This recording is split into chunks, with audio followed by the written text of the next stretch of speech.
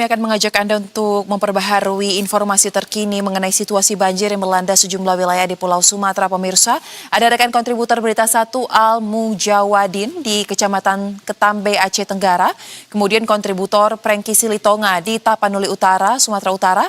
Serta kontributor Delvineski di Kecamatan Pawah, Kota Padang, Sumatera Barat. Selamat sore rekan-rekan, kita ke Aceh terlebih dahulu. Rekan Al Mujawadin, bagaimana kondisi terkini banjir di tempat Anda melaporkan atau di wilayah Aceh Tenggara? Apakah situasinya sudah semakin surut atau justru berbalik arah? Bagaimana? Ya, baik Zoya dan pemirsa dimanapun Anda berada. Hari ini saya mengabarkan tepat di lokasi jalan salah satu penghubung Kabupaten Aceh Tenggara dan Kabupaten Gaigos. Nah, di sini keadaan jalan putus total ini. Bisa dilalui, namun kendaraan roda 2 bisa melalui ke lokasi titik-titik yang menjadi lokasi terparah di Kecamatan Ketambe, Kabupaten Aceh Tenggara. Nah, untuk situasi sendiri hari ini terpantau air di Sungai Alas ini sudah mulai menyurut. Namun karena hujan masih tetap melanda di Kabupaten Tenggara, uap kembali. Jadi hujan sudah 1 pekan ini tetap berlangsung, mengakibatkan 16 kecamatan di Kabupaten Tenggara terendam, dikepung banjir, serta 98 desa yang terdampak.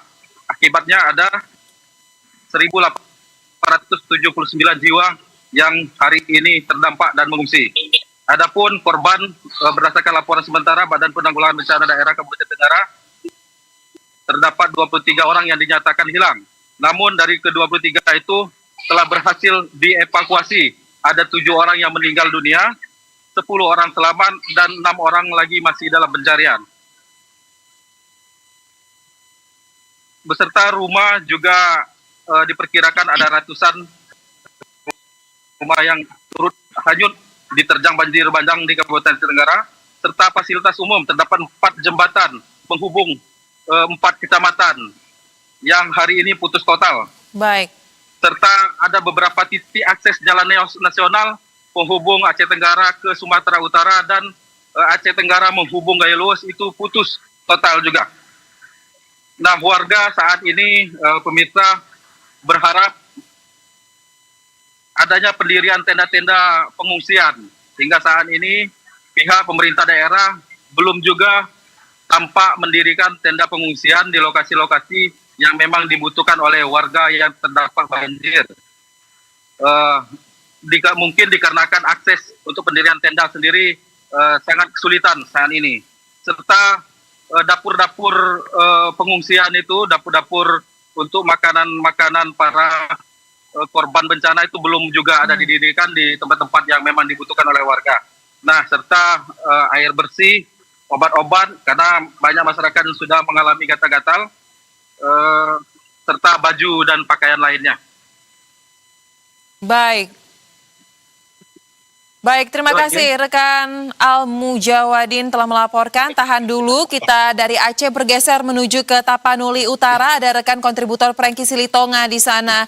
Prengki, untuk situasi terkini di wilayah Tapanuli Utara, termasuk akses menuju ke Tapanuli Tengah, apakah sudah ada progres mungkin perkembangan terbaru terkait dengan penanganan baik itu bencana yang terjadi di Tapanuli Utara, termasuk juga akses menuju ke Tapanuli Tengah?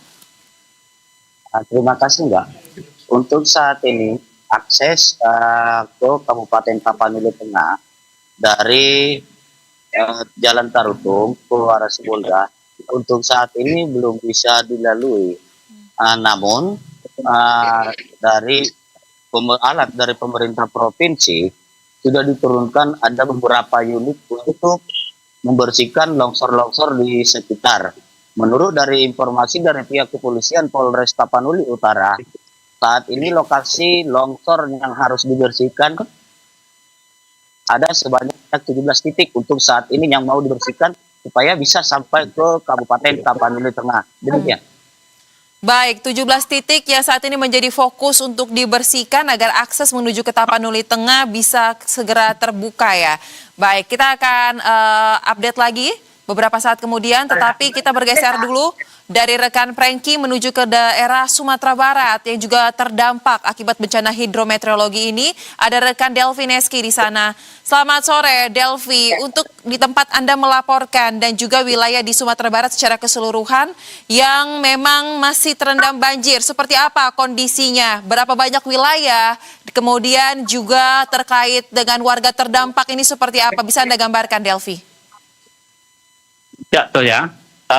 Posisi saya sekarang ini berada di Kapalokoto, di mana di belakang saya ini adalah awalnya ini adalah rumah warga yang dihantam oleh banjir bandang pada pagi tadi. Nah, banjir yang terjadi di Kota Padang terjadi sejak beberapa hari.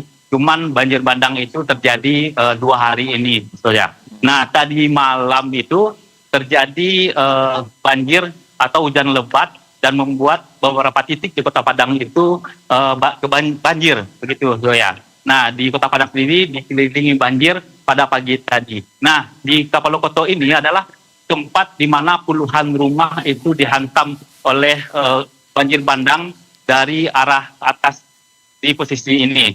Di belakang saya ini adalah sungai jalur baru yang dibuat oleh banjir bandang ini. Sebelumnya itu ada jalur ini tidak di belakang saya ini, tapi di sebelahnya. Sekarang di belakang saya ini. Nah, tadi pagi itu posisi daerah ini cukup aman dari situasi banjir bandang ini, karena kemarin itu sudah dilakukan pemanggilan oleh pemerintah setempat kalau warga di sekitar sini mengosongkan rumah dan mengungsi ke tempat yang lebih tinggi. Jadi hari ini pemerintah tetap melakukan pendataan di daerah Kapalokoto ini karena banyak rumah yang berdampak di sini, Zoya. Baik. Zoya. Baik, rekan Delvi Neski, dari gambar yang ada di layar kaca kami melihat memang posisinya Anda berada di satu titik yang bisa dikatakan terparah ya, terdampak banjir bandang. Nah, apakah memungkinkan rekan Delvi untuk Anda bergerak dan memperlihatkan lebih detail lagi apa yang dilakukan masyarakat ataupun tim SAR gabungan atau tim gabungan terkait dengan kondisi banjir di lokasi tersebut, atau memperlihatkan seperti apa parahnya dampak bencana di lokasi itu? Ya, Zoya. Nah, posisi belakang saya ini masyarakat masih melihat tempat di mana rumah-rumah itu dihantam oleh gelombang banjir bandang. Jadi masyarakat yang ada di Kota Padang ini berbondong-bondong datang sini. Ini pertanyaan untuk terakhir, menyaksikan. Nah, di sini kita bisa melihat ini posisi rumah yang dihantam oleh gelombang banjir bandang pada pagi tadi. Begitu saya. Baik, memang kondisi yang terlihat di layar kaca cukup parah ya akibat bencana hidrometeorologi yang terjadi baik itu di Sumatera Barat ataupun Sumatera Utara serta di Aceh.